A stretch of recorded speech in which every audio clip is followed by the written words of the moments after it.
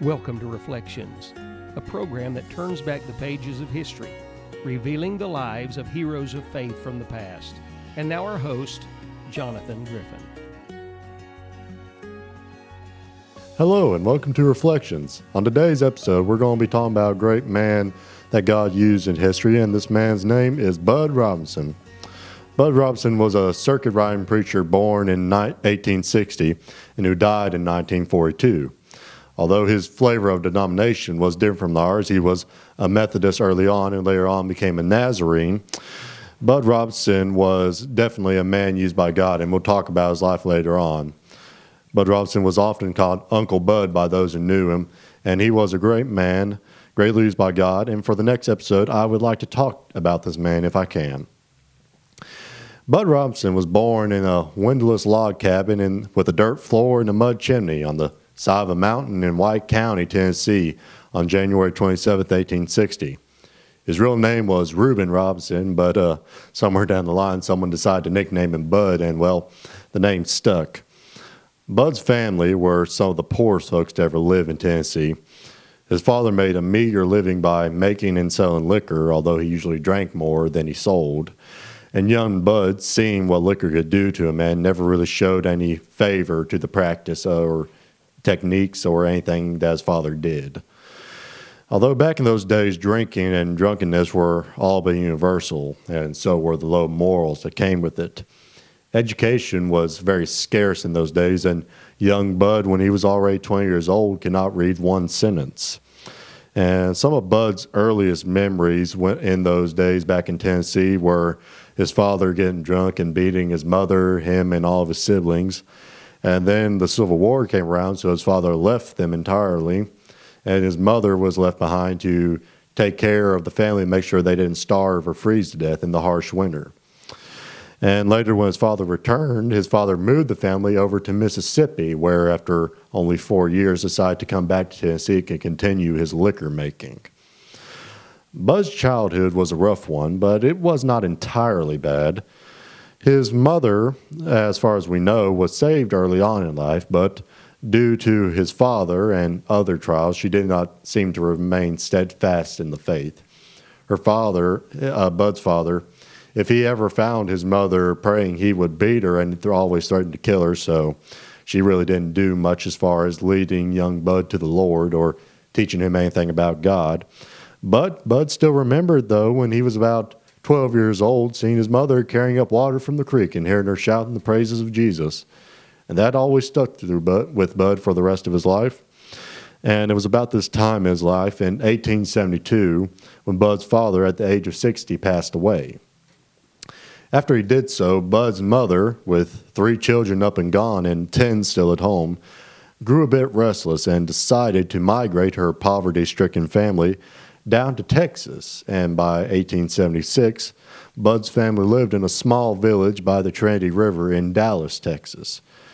There was nothing big around there. It was a small community at the time, and so shortly after moving there, Bud's mother got Bud a new job, and she got him a job working on a cattle ranch. The owner of the ranch was a universalist and a skeptic at that. He believed that because God brought them into this world without their consent, he would also take them out of it without their permission, but because he was a merciful God, he was bound to take them to heaven. Young Bud Robinson, being uninformed and unregenerated, readily absorbed these philosophies and soon was no different than anyone else on the ranch. He could play cards, dance, and in his own words, soon became wild as an antelope, and he stayed that way for 4 years. Bud also got into addiction such as tobacco and drinking, which he promised he was going to stay away from, but he could not. But after 4 years of working on the ranch, I'll say this, soon after Bud started that job, his mother got a new start about her. She got right with God and began to fervently pray that her children would be saved. And 4 years later, in the summer of 1880, as the sun was setting in the west and Bud was cleaning up at the old ranch house, an old-fashioned Methodist circuit rider came riding up to the house where Bud worked. The preacher said grace over the supper, and after the meal was over, he read a long chapter out of the Bible and started doing what folks call camp meeting praying. And for those of you who know what that is, you know what I'm talking about. He was definite and personal in his prayers too, so much so that young Bud thought the old preacher knew everything about them. Early the next morning, the preacher went outside for what he called secret prayer, but that dear old saint's prayer could be heard all over the place in reality. He prayed over the food and held another worship service, then said he had to leave but would be back again in a month. Bud said while he was riding away, you could hear his voice ringing out with amazing grace and how sweet the sound. Recalling this meeting with the preacher, Bud said, "Though I was not saved and did not know God, it seemed to me that Jesus Christ had come to the frontier of Texas in the life of this preacher. And sure enough, at the end of the month, the preacher came back and stayed 3 days this time. There were more prayers, more services, more singing, and more of his secret prayer. And at the end of his stay, the man of God invited everybody to come to a meeting he would be holding in August, about 18 miles away. Bud decided he would go, as did many other. Folks flocked to that meeting from over 250 miles away, 250 miles riding on a horse and buggy.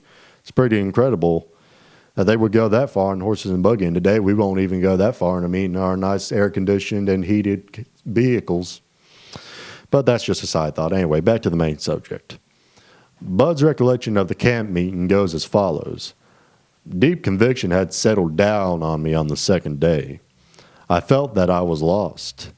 And one day the preachers asked the workers to go down into the crowd and find a sinner and pray for him wherever they found him. A beautiful old mother with white hair and the finest face I ever saw came through the crowd. She looked like you could take a rag and wipe heaven off her face. She found me sitting on the back bench. And there was no need of her saying, "Young man, are you a sinner?" She looked at me and knew no Christian ever looked like I did. She went down before me on her knees and put her hands upon my bare knees, where they were sticking through my dirty overalls, and prayed for me as loud as she could. The devil got up and said, "If you don't give her a cussing, she never will quit." But it seemed like the Lord said, "Don't you cuss this woman. She's praying for your lost soul." It seemed to me the devil said, "If you don't get up and run, they're going to get you, Bud." But, beloved, God had come on the scene. I tried to get up but could not get off the bench. It seemed as though I were glued to it as the devil hissed in my face. And that beautiful mother prayed louder and louder and finally began to shout. And rising on her knees, she commenced to beat me on the head until I thought I was going to sink through the ground into the pit. The old mother shouted as long as she wanted to.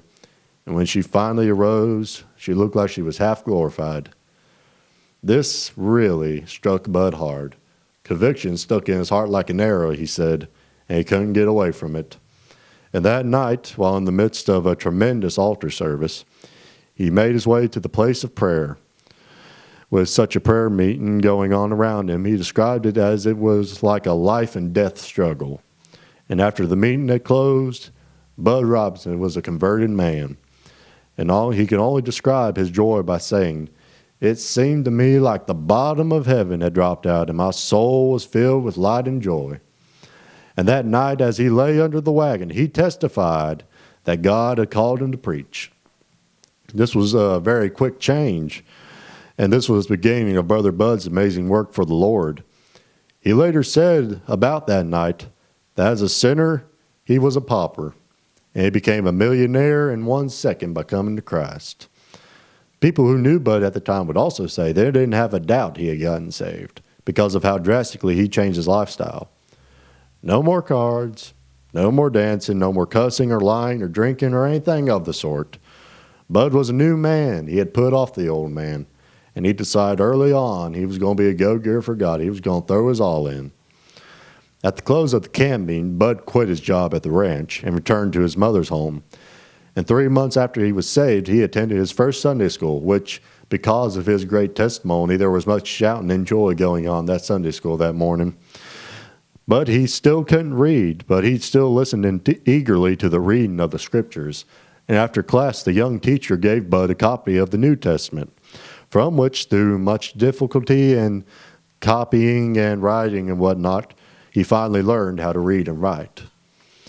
Bud began attending church regularly, and soon began to feel the burden of his call to preach. But he had no education, he had no money, and it seemed to him no friends, because everyone he approached on the subject was sure God would not call someone like him to preach. And this is just a side note, but you have no idea what God's calling somebody to do, and you cannot pass judgment upon that person. You may not know if God's going to call them to preach. You let God tell them that. Don't tell them their own business. Don't tell them God's business, more specifically. But anyway, as I was saying, but soon a new preacher came to the circuit and encouraged Bud to follow God's calling. He said he would help him and he would be a successful preacher. And 2 weeks later, at the quarterly conference, they rejected Bud's request for a license to exhort. But before adjourning, reconsidered, and they granted his license.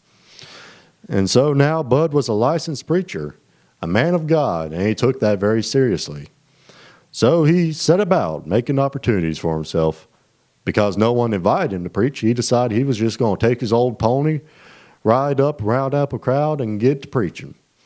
His first service was quite a success, with 3 men being converted before it even closed. And by the end of the quarter, he was able to report that he had preached 90 times, had prayed in over 200 homes, and had had 90 conversions. This in and of itself is amazing. But what made this all the more impressive was the fact that Brother Bud had a speech impediment. He was bad about stuttering when he talked, and this just shows how much God really did help Brother Bud as a preacher. He also was not very fluent in the English language, we'll say that. He was about as country as cornbread, as they say. It was not, well, how are you doing, brother? He said, how you doing this fine morning, brother? And that was kind of how Brother Bud always was. Later on in life, he got much better at that fact, but that was one of the reasons folks loved him. He was a plain man, simple man. And so Bud Robinson also, later on in his life, he did some work in the Salvation Army in 1982. He told a story that while he was in the Army, one day he was out visiting and came to a little cottage where a little mother was running a sewing machine and her little kids playing on the floor. Bud told her he had come to pray with them, but she forbade him to pray in the house. So he asked her if it would be okay to pray in the yard, which she also forbade. Finally, he asked her if he could pray on the sidewalk, which, with some convention, she agreed to. So he went out on the sidewalk, removed his cap, sang a song, and offered prayer. The next day, while making his rounds, he felt led to visit that same home again. And this time, the woman apologized for her actions, and Brother Bud forgave her, and he used the excuse, "You were just busy when I came last time. It's fine. Don't worry about it." And the next day, as he visited that home, as I said, the woman apologized, and she allowed Brother Bud to pray in her home this time. And soon afterwards, both her and her husband were saved, all because one little man with a speech impediment who wanted to see people get saved decided, I'm going to be a go-getter for God. It's an amazing testimony. And one of the things that made Brother Bud such a great minister was the fact that he was probably one of the kindest souls you ever met. After he married his wife, who was affectionately called Miss Sally by many, they both began taking in young women and men who were Bible students in their home, without charge, of course. And it didn't matter if they just met them or if they'd known them all their life. They were going to take them in without charge. And it was also said of Brother Bud that even if it was your first time meeting him, he would greet you and talk to you in such a way that only a dear old friend could. His memory, too, was fantastic. He never forgot a name. It didn't matter if you hadn't seen him or talked to him in years. He would remember you, and he would talk to you as if you never lost contact with him. He was a friendly man. That's what he was. And now for what time I have left, just so we can get a better idea of who Bud Robinson really was, I'd like to talk about some stories of Brother Bud. I've got a few stories here about him I'd like to tell you. We'll start with this one. It says, once a highly educated man came to Uncle Bud's room after hearing him preach. He began the conversation by saying, now, Brother Bud, I want you to understand, I don't believe in the Bible. I don't believe God created man. In fact, I don't believe in God himself. I'm an evolutionist. Man came from nothing into something. That's the teaching of science, which I believe, and I have no use for the Bible. There are some preachers today where if they would be confronted with this, they would either start shouting and screaming or they just plain wouldn't know what to do. But after hearing the man's story, Brother Bud replied, "You are the most brilliant, the most cultured, the best informed man I ever met. You know more about science and philosophy in a minute than I could learn in a lifetime. But there is one thing I know, Doctor, that you don't know. I was once a sinner, a slave to drink and tobacco, physically diseased, having both my arms out of place many times from epileptic convulsions. One day I met Jesus. He healed my body. My epileptic spells passed forever. He forgave my sins, sanctified me holy, and for many years has been my constant companion and has never left me alone." The man replied, "I know nothing about the things of which you speak. I am utterly ignorant of such experiences. And after all, perhaps you are as well informed in your line as I am in mine." Uncle Bud asked the man if he would like to pray, which he did, and the man left that room that night, not an evolutionist, but a man saved by the grace of God. Another time, once when he had spent the night with a preacher's family in Missouri who was quite large, he bade them goodbye in the morning and asked God's blessing upon the home, and then he gave them the love offering he had received the evening before. And driving away, he sat in silence until one of the party asked him, "Brother Bud, what's wrong?" He said, "Well, we'll have to go back." So they drove him back, and they were wondering what he was going to do. So they drove back to the preacher's home, where he gave them some more money. Of course, that's how Brother Bud was. He was always willing to help out the poor. Another time, Uncle Bud was walking with a man on a campground, and the man said as they were walking and talking, a woman came running up to him, quite exhausted from running so fast, and she looked him square in the face and said, "And are you Bud Robinson?" With a chuckle, he replied, "Well, I pay his tax." She then said, "I came 500 miles to see you. You looked like Jesus." Now, some ministers would be quite proud at this, and they'd be puffed up about this, but Uncle Bud did not swell up at this comment. He didn't think any more highly of himself, although it was the greatest compliment a man could receive. He simply replied, "Just pray that I will live like him." Uncle Bud was a very humble man in that manner. And then I'll tell you this story. This is one of my favorites. Once Uncle Bud was preaching up in Boston one time. On his way to the diner, a tall, shabbily dressed young man asked him if he could give him a nickel so he could go get something to eat. "I don't mind giving you a nickel," Uncle Bud said, "but if I do, you'll walk right into that saloon over there and spend it on beer." The young man assured him he wouldn't, so Brother Bud took him to eat with him at the restaurant. After seeing how vigorously the young man attacked his food, Brother Bud had no doubt that he was sincere in his wanting food. And so after the meal was over, Brother Bud asked him, "Brother, at 2 o'clock, I'll be right over yonder at that Methodist church preaching, and I want you to be there." He says, "Will you be there?" And the man replied, "Mister, I'll sure be there if I ain't dead." And he was there that day, and the next day, and several days afterwards when Brother Bud preached. And, as was expected, he got gloriously saved. But that's not the best part. More than a dozen years later, Uncle Bud was preaching up in North Dakota, and while he was in his tent getting ready, a big, tall, handsome man rushed in and grabbed Brother Bud, and jumping up and down, crying and shouting, said, "Brother Robinson, don't you remember me?" "No, sir, I have never saw you before in my life." "Oh, yes, you have," the man replied. "Don't you remember that fellow that came up to you one morning in Boston and asked you for a nickel?" "Yes, I remember that, but surely you ain't that man." The man replied, "I'm the same one." And so he started telling Brother Bud about how he had studied his Bible very seriously and how he felt the Lord had called him to preach and how the Lord had blessed him and how he had married a fine Christian girl and how they had a little boy right outside in the buggy and they were both wanting to see him. Later, Brother Bud would say about that incident, he said, "He didn't cost me very much. About $2.85 was all." He said, "I would spend that much money any time to get a preacher from the Lord." Brother Robinson was a great man, a man who loved God very dearly. And I think we would all do well to look back to the life of Brother Bud and look on his example and try to follow it.